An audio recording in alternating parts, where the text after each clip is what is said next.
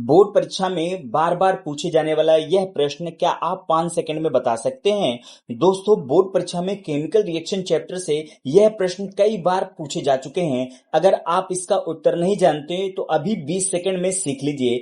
आइए स्टार्ट करते हैं आज के अपने टॉपिक को, रासायनिक अभिक्रिया एवं समीकरण के अति लघुत्तरीय प्रश्नों को। बच्चों, अगर अभी तक आपने चैनल को सब्सक्राइब नहीं किया तो चैनल को जरूर सब्सक्राइब करें और वीडियो को ज्यादा से ज्यादा शेयर करें। यहाँ पर आपको स्क्रीन पर जो पहला प्रश्न दिख रहा है वो दिख रहा है कि रासायनिक अभिक्रिया क्या है। ठीक है, तो ध्यान से समझिएगा कि इसमें बच्चों रासायनिक अभिक्रिया कहते किसको। ठीक है, तो एक या एक से अधिक पदार्थों के आपस में रासायनिक परिवर्तन के नए पदार्थों के बनने की प्रक्रिया को रासायनिक अभिक्रिया कहते हैं।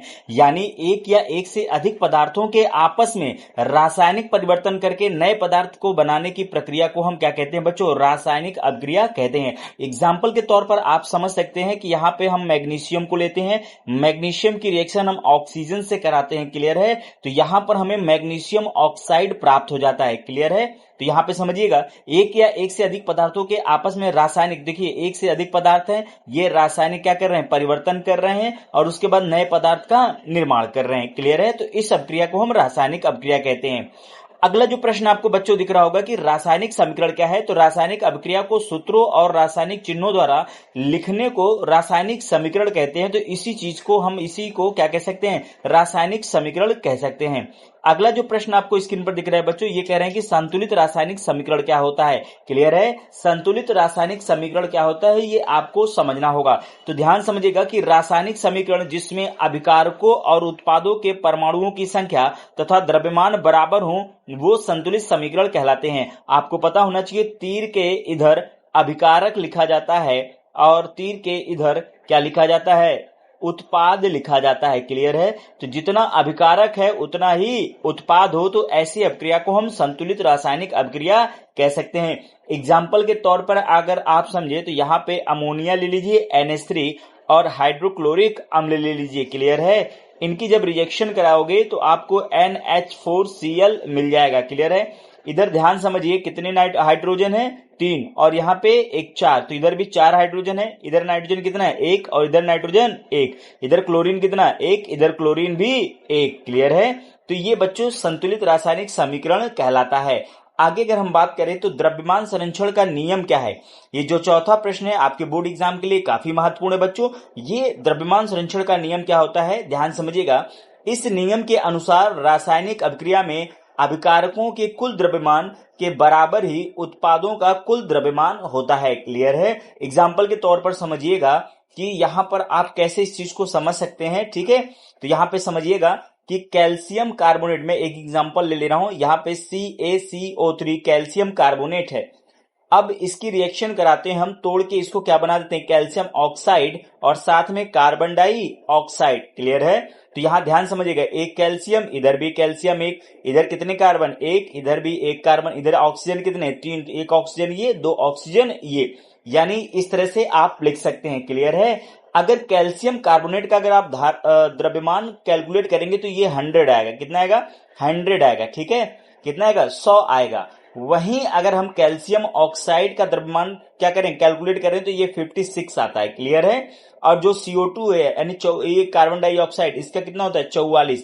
तो ये 56 और 44 मिलकर कितना हो जाएंगे? 100। तो इधर कैल्शियम कार्बोनेट का भी 100 है और इधर भी 100 है। क्लियर है, तो इस तरह के रिएक्शन को बच्चों हम द्रव्यमान संरक्षण का नाम देख सकते हैं। क्लियर है, अगला जो प्रश्न है आपको दिख रहा होगा, पांचवा जो प्रश्न है, ये कह रहे हैं कि संयोजन अभिक्रिया किसे कहते हैं। तो याद रखेंगे वह अभिक्रिया जिसमें 2 या 2 से अधिक पदार्थ मिलकर एक ही उत्पाद बनाते हैं संयोजन अभिक्रिया कहलाते हैं। जैसे यहाँ पे देखिए हाइड्रोजन है, ये ऑक्सीजन के साथ रिएक्शन करके, यानी हाइड्रोजन ऑक्सीजन के साथ संयोग करके क्या बना रहा है? पानी के मॉलिक्यूल यानी H2O का निर्माण कर रहा है।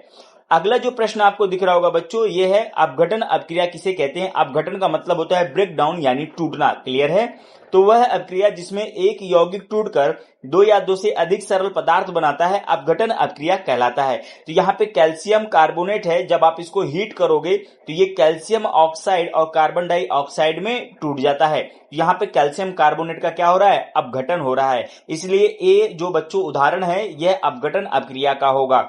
अगला जो प्रश्न आपको दिख रहा होगा, 7वां प्रश्न स्क्रीन पर, ये कह रहे हैं बच्चों विस्थापन अपक्रिया किसे कहते हैं? क्लियर है बच्चों? विस्थापन अपक्रिया किसे कहते हैं? तो याद रखेंगे, वह अपक्रिया जिसमें अधिक क्रियाशील तत्व किसी यौगिक से कम क्रियाशील तत्व को विस्थापित कर देता है, वो विस्थापन अपक्रिया कहलाता है। यानी कोई हाईली रिएक्टिव है, यानी कोई अत्यंत क्या होगा, अधिक क्रियाशील तत्व अपने से कम क्रियाशील तत्व को क्या करे, हटाकर उसकी जगह ले ले, तो इस अपक्रिया को आप विस्थापन अपक्रिया कहते हैं। जैसे एग्जांपल पे तौर पर समझिए, यहाँ पे ये जिंक है और ये कॉपर सल्फेट है, ठीक है। जिंक जो होगा वो कॉपर से अत्यधिक क्रियाशील है, तो जिंक क्या करेगा, कॉपर की जगह ले लेगा। तो यहाँ पे देखिए कॉपर कहाँ हट गया, बाहर चला जाएगा, इसकी जगह कौन लेगा, जिंक। तो यहाँ पे देखिए ZnSO4n जिंक सल्फेट बन गया और कॉपर हट के कहाँ चला गया, बाहर चला गया। तो इस प्रकार की अपक्रिया को आप विस्थापन अपक्रिया कह सकते हैं बच्चों। अगला जो प्रश्न 8वां आपको दिख रहा होगा, ये कह रहे हैं कि द्विविस्थापन अपक्रिया किसे कहते हैं? तो याद रखेंगे, वह अपक्रिया जिसमें दो यौगिकों के बीच आयनों का आपसी विनिमय होता है, यानी अदला बदली होता है, वो द्विविस्थापन अपक्रिया कहलाते हैं। एग्जाम्पल के तौर पर AgNO3 और ये NaCl है, तो यहां पर आप समझेंगे AgNO3 है, ठीक है, प्लस क्या है, NaCl है। क्लियर है? तो यहां पे क्या होगा, Ag जो होगा वो Cl के पास चला जाएगा और Na जो होगा वो Na3 के पास चलाएगा। तो यहां पे क्या बन जाएगा, AgCl प्लस NaNO3 बन जाएगा। क्लियर है? तो देखिए यहां पे दो यौगिकों के बीच में अदला बदली हो रहा है, तो सेम देखिए Ag जो है वो किसके पास, Cl के पास चला है, AgCl बना, और Na किसके पास चलाएगा, NO3 के पास। तो ये देखिए NaNO3 बन गया।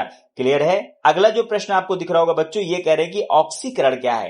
क्लियर है? ऑक्सीकरण क्या है? तो ध्यान रखेंगे, जिस अभिक्रिया में किसी पदार्थ में ऑक्सीजन का संयोजन होता है या हाइड्रोजन का निकासन होता है, यानी वियोग होता है, यानी हटता है वो, तो उसे ऑक्सीकरण कहते हैं। क्लियर है? तो यहां पे ध्यान समझिए, Mg है, Mg से ऑक्सीजन क्या हो रहा है, जुड़ रहा है। क्लियर है? तो यहाँ पे दो क्या ले लेंगे हम, मैग्नीशियम लेंगे, तो यहाँ पे जो प्रोडक्ट बनेगा वो 2MgO बन जाएगा। तो आपको ये समझना है, यहां पर मैग्नीशियम के साथ ऑक्सीजन क्या हो रहा है, जुड़ रहा है। यानी आप ऑक्सीकरण अपक्रिया किसको कह सकते हैं, ऑक्सीजन का ऐड हो या हाइड्रोजन का वियोग हो, क्लियर हो, या निष्कासन हो, तो उसी को बच्चों क्या कह सकते हैं आप, ऑक्सीकरण कह सकते हैं। अपचयन जो होता है जस्ट ऑक्सीकरण का उल्टा होता है। तो यहां पे समझिए, जिस अपक्रिया में किसी पदार्थ में ऑक्सीजन का निकासन हो, यानी ऑक्सीजन का वियोग हो, लेकिन हाइड्रोजन का क्या हो, योग हो, यानी संयोग हो, तो उसको हम क्या कहते हैं, अपचयन अपक्रिया कहते हैं। एग्जाम्पल पर देखिए, कॉपर ऑक्साइड है, तो यहाँ पे ऑक्सीजन जो होगा वो कॉपर से अलग हो जाएगा, और समझिएगा किसके साथ, ये हाइड्रोजन के साथ जुड़ जाएगा, तो कॉपर अलग हो गया और हाइड्रोजन किसके साथ, ऑक्सीजन साथ चला गया और H2O का निर्माण कर लिया। तो यहाँ पे आपको ये समझना है, कॉपर के साथ ऑक्सीजन था, तो कॉपर ने ये कह सकते हैं ऑक्सीजन कॉपर का साथ छोड़ के अलग हो गया। तो एक ऐसी रासायनिक अपक्रिया जिसमें ऑक्सीजन का क्या हो, वियोग हो, ठीक है, वो अपक्रिया क्या कहलाती है, अपचयन अपक्रिया कहलाती है। क्लियर है?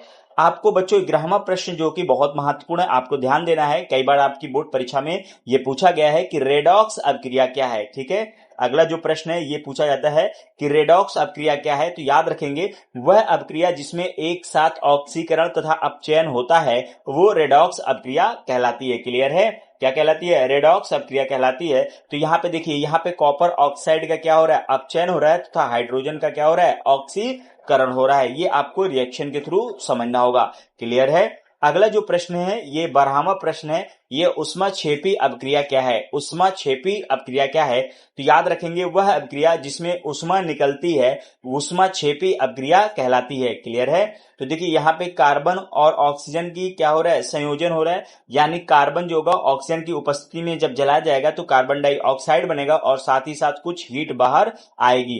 तो एक ऐसी रासायनिक अपक्रिया जिसमें ऊर्जा बाहर आती है उसको उष्माक्षेपी अपक्रिया कहते हैं। उष्माक्षेपी अपक्रिया का जस्ट उल्टा क्या होता है, उष्माशोषी अपक्रिया होता है। यानी वह अपक्रिया जिसमें उष्मा अवशोषित होती है, यानी बाहर से देनी पड़ती है, वो उष्माशोषी अपक्रिया कहलाती है। एग्जाम्पल के तौर पर ये कैल्शियम कार्बोनेट है, जब आप इसको हीट करोगे, गर्म करोगे, तो ये कैल्शियम ऑक्साइड में और कार्बन डाइऑक्साइड में टूटता है। तो याद रखेंगे, कैल्शियम कार्बोनेट को तोड़ने के लिए, किसको, कैल्शियम कार्बोनेट को तोड़ने के लिए आपको किसकी आवश्यकता पड़ेगी, आपको बाहर से ऊर्जा देनी पड़ेगी, यानी आपको बाहर से गर्म करना पड़ेगा। तो आप ऊर्जा दे रहे होते, कैसी रासायनिक अपक्रिया जिसमें ऊर्जा बाहर से देनी पड़े उसको हम उष्माशोषी अपक्रिया कहते हैं। अगला जो प्रश्न है बच्चों आपको दिख रहा होगा कि संक्षारण क्या है, जो कि बहुत ही महत्वपूर्ण है। तो याद रखेंगे धातुओं का वायु, नमी, अम्ल या क्षार के प्रभाव से धीरे धीरे क्षयित होना यानी खराब होना संक्षारण कहलाता है। एग्जाम्पल के तौर पर आप समझ सकते हैं कि लोहे पर क्या लगना, जंग लगना, ये संक्षारण का बच्चों क्या है, उदाहरण है।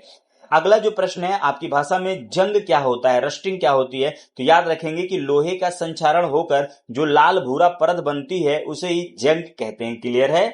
अगला जो प्रश्न है बच्चों की संक्षारण से, किससे, संक्षारण से बचाव के उपाय क्या क्या हैं। तो किसी पदार्थ को यानी किसी भी मेटल को आपको संक्षारण से बचाना तो पहले उसको पेंट करना होगा, ग्रीस या तेल लगाना होगा, ठीक है, जस्ता की परत चढ़ाना होगा जिसे गैल्वेनीकरण कहते हैं, मिश्र धातु बनाना जैसे स्टेनलेस, ठीक है, स्टील, इन सब का निर्माण करके आप संक्षारण से बचा सकते हैं। अगला जो प्रश्न आपकी स्क्रीन पर दिख रहा होगा बच्चों की विकृत गंधिता क्या होती है। तो वसा या तेल का वायु के संपर्क में, किसका, वसा या तेल का वायु के संपर्क में आने पर ऑक्सीकरण होकर उसमें दुर्गंध उत्पन्न हो जाता है जिसे ही विकृत गंधिता कहते हैं। क्लियर है।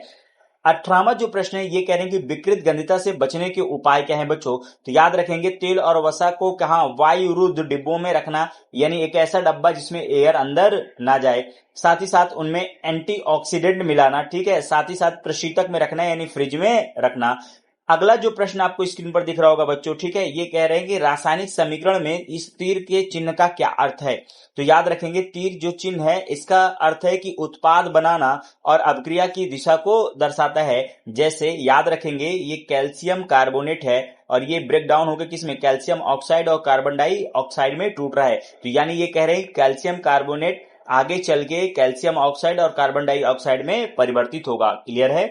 अगला जो आपको याद रखना बहुत बेसिक चीज है लेकिन बहुत कम लोगों को बच्चों पता होता है कि रासायनिक अभिक्रिया समीकरण में एस, एल, जी और AQ का क्या अर्थ है। तो याद रखेंगे जहां पर ठोस होगा वहां पे एस इस्तेमाल करेंगे कि ठोस को इंग्लिश में हम सॉलिड बोलते हैं, वहीं द्रव को इंग्लिश में लिक्विड बोलते हैं। तो लिक्विड पूरा ना लिख के हम सिर्फ क्या लिखते हैं, एल लिखते हैं। गैस की स्पेलिंग जी से शुरू होती है इसलिए पूरा ना लिख के हम क्या लिखते हैं बच्चों, जी लिखते हैं। जली विलयन यानी एक्वस, एक्वस की स्पेलिंग AQ से शुरू होती है तो एक्वस पूरा लिख के ना हम क्या लिखते हैं, AQ लिखते हैं। क्लियर है। आई होप आपको ये वीडियो बच्चों अच्छी लगी होगी, तो एक प्यारा सा कमेंट जरूर कमेंट बॉक्स में छोड़िएगा और नेक्स्ट टॉपिक के साथ नेक्स्ट वीडियो में मिलते हैं। तब तक के लिए धन्यवाद। चैनल को सब्सक्राइब करना ना भूलें।